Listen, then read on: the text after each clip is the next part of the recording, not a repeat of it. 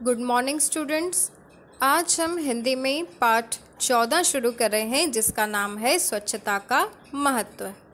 सलिल चतुर्थ श्रेणी का छात्र है। वह लखनऊ में पढ़ता है। उसके पिता हैदराबाद में रहते हैं।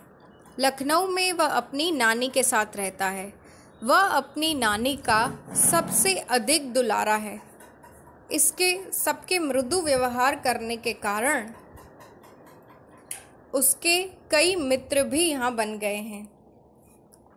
अपने जन्मदिन पर उसने अपने मित्रों को आमंत्रित किया। उसके निकट के अंकल आंटी भी उसे उपहारों के साथ आशीर्वाद देने आए। सलिल का मित्र संकेत हाथों में उपहार का सुंदर पैकेट लिए अभी गली में ही था कि उसके ऊपर केले का छिलका आ गिरा। इससे पैकेट पर निशान पड़ गया। संकेत को बहुत दुख हुआ। उसने इधर उधर देखा और बोला, छी छी, सड़क पर छिलका फेंकना कितनी बुरी बात है। सामने बने कूड़ेदान में छिलका डालकर वह आगे बढ़ गया। रास्ते में कुछ दूरी पर उसे एक और कूड़ेदान दिखाई दिया। बहुत सा कूड़ा उस कूड़ेदान के बाहर फैला हुआ था। वहाँ मक्खियाँ भिनभिना रही थी। उसके चारों ओर गंदगी फैली हुई थी। कुछ आगे बढ़ने पर संकेत को बड़ी बदबू आई।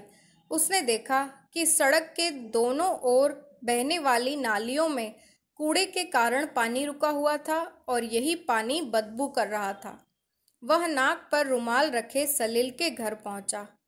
वहां सलिल के और भी कई मित्र आए हुए थे। संकेत उनसे भी मिला। मेज पर खाने की चीजें रखी थीं, जिन पर बार बार मक्खियां आ रही थीं। संकेत ने सलिल से कहा, सलिल, तुम्हारे मोहल्ले में इतनी गंदगी क्यों है? यानी कि ये जो पाठ है ये स्वच्छता के बारे में है और इसमें दिया गया है कि सबसे पहले एक लड़का है सलिल जो चतुर्थ श्रेणी यानी चौथी कक्षा में पढ़ता है। वह लखनऊ में पढ़ता है और उसके पिता जो हैं वो हैदराबाद में रहते हैं। लखनऊ में वह अपनी नानी के साथ रहता है। उसका जो व्यवहार है वो बहुत अच्छा है, इसीलिए उसके यहाँ बहुत से मित्र हैं। आज उसका जन्मदिन था, इसलिए उसने अपने सभी मित्रों को अपने घर पर बुलाया था। ऐसे में उसका एक मित्र था संकेत, जो उसके जन्मदिन पर उसके घर आया तो उसकी गली में आते ही किसी ने जो है ऊपर से केले का छिलका फेंका जो उसके उपहार पे गिर गया। वो थोड़ा और आगे गया तो आगे भी बहुत गंदगी थी, बदबू थी। और जब वो सलिल के घर पहुंचा और मेज़ पर जब खाना रखा हुआ था तो उस पर भी बहुत सारी मक्खियां भिनभिना रही थी। तो ये सब देखकर आखिर में संकेत ने सलिल से पूछ ही लिया कि सलिल, तुम्हारे मोहल्ले में इतनी गंदगी क्यों है? क्या नगर पालिका इसे साफ नहीं कराती? सलिल के पड़ोसी मित्र अजय की माताजी ने कहा, बेटा, नगर पालिका की गाड़ी आया करती है, जगह जगह कूड़ेदान भी है, परंतु लोग कूड़ेदान में कूड़ा नहीं डालते।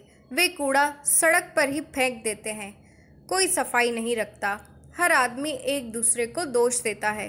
दूसरे दिन पाठशाला में संकेत ने अपने अध्यापक को यह बात बताई। अध्यापक ने कहा, तुम ठीक कहते हो, गंदगी बहुत से रोगों की जड़ है।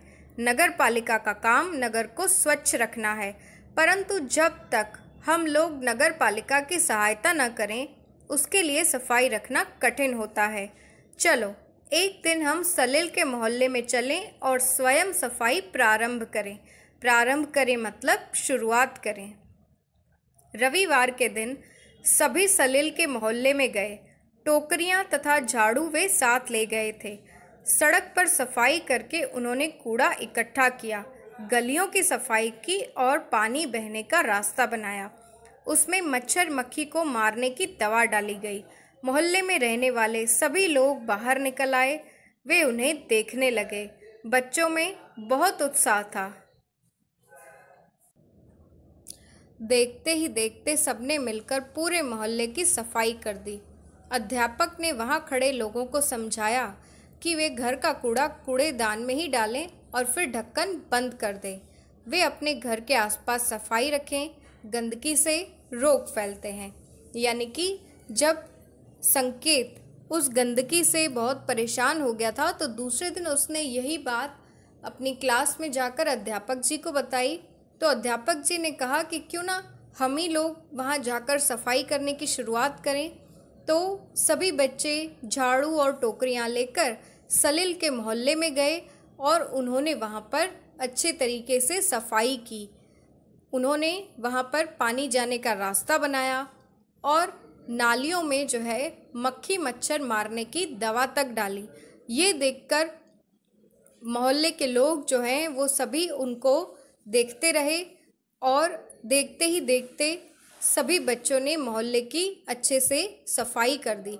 और आखिर में अध्यापक जी ने वहाँ के लोगों को समझाया कि गंदगी जो है वो बहुत बुरी होती है, गंदगी जो है वो रोगों की जड़ है, गंदगी से रोग फैलते हैं, इसीलिए लोग कूड़े को कूड़ेदान में ही डालें और ढक्कन बंद कर दें। शब्दार्थ: आमंत्रित करने का मतलब होता है बुलावा देना, उपहार यानी भेंट, नगरपालिका यानी शहर में आवश्यक नागरिक सेवाओं का प्रबंध करने वाली संस्था, दोष यानी कसूर, प्रारंभ का मतलब होता है शुरू करना और उत्साह यानी उमंग और हौसला।